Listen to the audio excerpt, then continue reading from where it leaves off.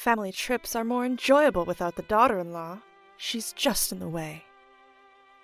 From the window of the speeding car, my mother-in-law looked down on me with a mocking smile. It all started on the first day of a family vacation with my husband's family.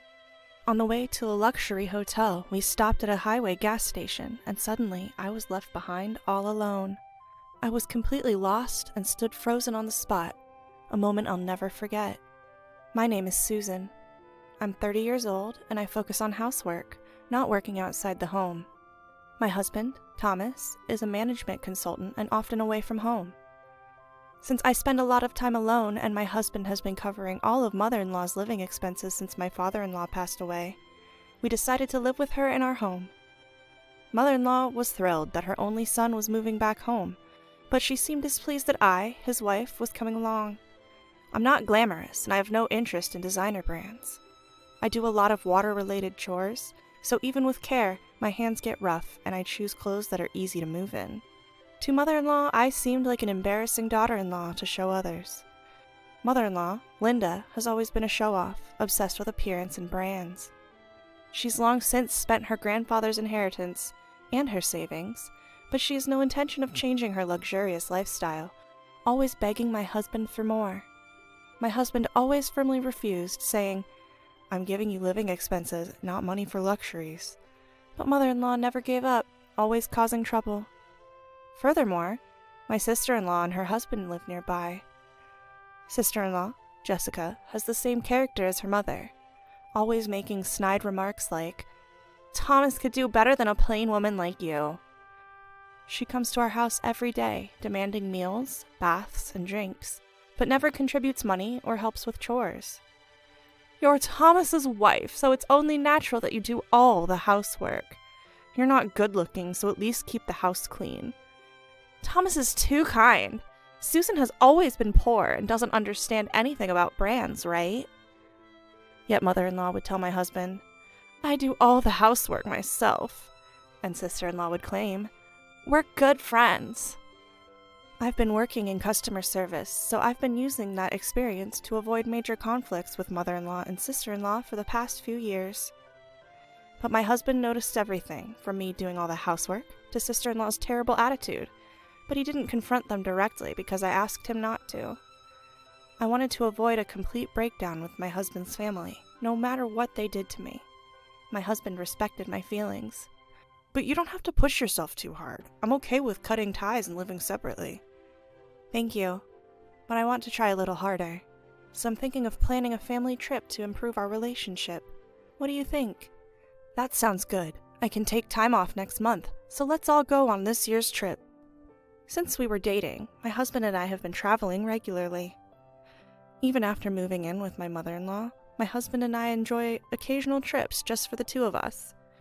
But once mother-in-law and my sister-in-law realized we were staying at luxury and famous hotels, they insisted on coming along.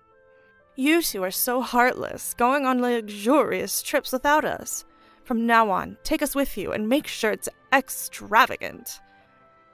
Because they were so persistent, I told them that this time we had booked a luxurious hotel for the whole family, including sister-in-law's husband. Mother-in-law and sister-in-law were thrilled. But just before the trip, my husband's work made it impossible for him to join us. I thought about postponing the trip, but mother-in-law had already bragged to the neighbors about the souvenirs, so she insisted we couldn't change the plans now. Reluctantly, I agreed to go with the four of us, excluding my husband. On the day, I put mother-in-law and sister-in-law's luggage in the trunk, and since there was no room left, I carried my travel bag inside the car. Throughout the drive, mother-in-law and sister-in-law kept making snide remarks from the back seat. Feeling fed up, I glanced at the empty passenger seat where only my travel bag sat, and I began to feel a little uneasy without my husband. Even as I drove onto the highway, mother-in-law's complaints never stopped. "You're driving so slowly. Are you just careless because Thomas isn't here? Really? There was an accident today, so..." "You're just good at making excuses. You must have deceived Thomas the same way." "I didn't deceive anyone." "If only slow Susan weren't here, this trip would be more fun, right, Mom?" "Yes, indeed." Eventually, as we were about to arrive at yet another gas station, Sister-in-law surprisingly suggested, "Let my husband drive the rest of the way. You must be tired, Susan." Having been forced to prepare mother-in-law's luggage and clean the house before our early departure, I was exhausted and agreed. "Susan, could you buy drinks for everyone?" As I got out of the car to switch drivers, mother-in-law gave me a friendly smile, unlike her usual self. "Sure, that's fine." Mother-in-law and sister-in-law were unusually kind. Maybe they want to improve our relationship just like I do.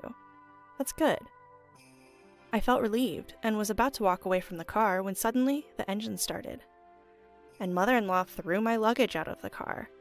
Then mother-in-law yelled at me with a big smile. "Family trips are more enjoyable without the daughter-in-law. You're just in the way." I stood there, watching the car drive away, leaving me and my travel bag behind. I was completely lost and stood still for a moment. I will never forget the words mother-in-law said to me at that moment. Finally, I realized that no matter how much I did for mother-in-law and sister-in-law, it was all in vain. Reaching for my travel bag left in the parking space, my vision suddenly blurred. Surprised, I ran to the restroom, covering my eyes with a hand towel, and tears began to flow uncontrollably. I don't remember how long I was there, but I noticed a call on my mobile phone and checked the message. It was from my husband, who had finished work early, expressing concern about the trip with mother-in-law and the others. While I was reading the message, my husband called. "Thomas, I'm alone at a highway gas station right now." "What? What happened?" Hearing his voice, I couldn't help but cry again. He patiently listened to my explanation without rushing me. "I'm really sorry that Mom and the others did this to you. I'll come pick you up right away." "I'm sorry this happened." "Why are you apologizing, Susan?" "Because I wanted to get along with your precious family, and I couldn't." "I want you to tell me how you really feel. Do you still want to try to make things work with Mom and the others?" "Right now, I can only think that it's too difficult." "I see. I'm sorry for what my family did. I'll handle the separation and everything else with Mom and the others.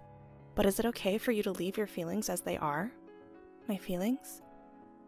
"You've been holding back from me all this time, haven't you?" Thinking back, I realized that I had always been holding back. But I had been angry with my unreasonable mother-in-law and insensitive sister-in-law all this time. Yes, I can't be with those people. I absolutely hate it. Expressing the anger I had been suppressing felt surprisingly refreshing. "You can do whatever you want from now on, Susan. I'll take care of the rest." "I understand. No matter what happens, I won't let them anymore." I made that firm resolution. A few hours later, my husband came to pick me up at the gas station. Being with him made me naturally smile, and I realized how calmly and happily we could spend time together, even though we were traveling the same distance. I couldn't help but grin a little, even though I felt bad for my worried husband. Thanks to his thoughtful care, I was able to rest well when we got home. The next day, my husband made a surprising proposal. "I've narrowed down the options for our new home to places near Susan's parents' house." "What? What's going on all of a sudden?" "I want to make sure we're not bothered by Mom and the others, so let's finish moving during the 3 days of the trip. Will it be difficult for you to move, Susan?" My careful and planned husband would never do something so sudden. I felt that he was quite angry inside, but he had a lovely smile for me. "I'm all for moving. Let's get started right away." We quickly found a new home and moving company, and we were able to move without any problems. During this time, I received several emails from mother-in-law and the others. "We're having the best trip without you. The hotel is luxurious and wonderful. Make sure it's at this level next time. Dinner was the most extravagant and delicious ever. It's even more fun without seeing Susan's ugly face. Traveling with just the family is so much more relaxing. The jacuzzi is amazing." Their enjoyment of the luxurious time at the high-end hotel came through clearly. Enjoy it while you can. I was looking forward to what would happen next. At around 10 a.m. on the checkout day, as expected, I received a call from mother-in-law. "Susan, what's going on?" "What do you mean?"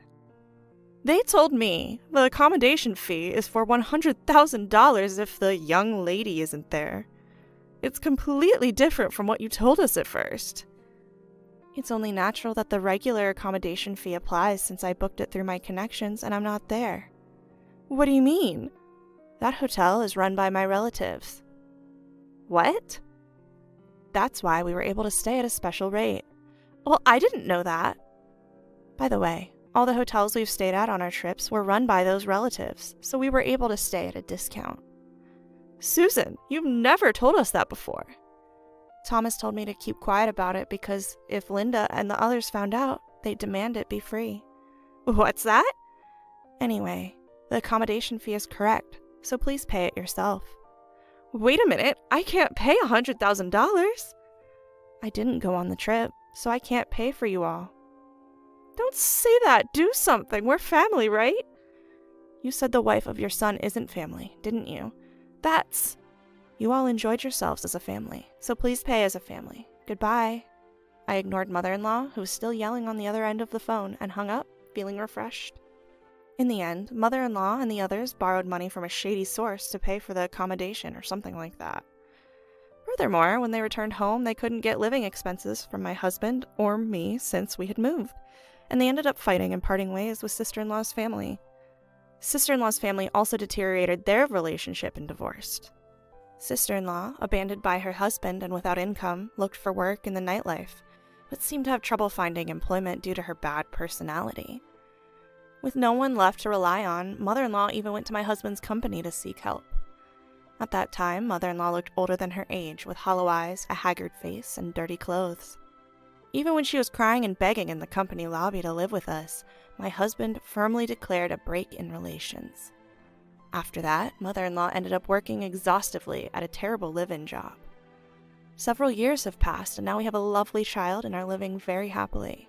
We are planning to stay at that luxury hotel we couldn't go to before, just the three of us, as a family. The hotel owner's relative invited us because they want to meet our child.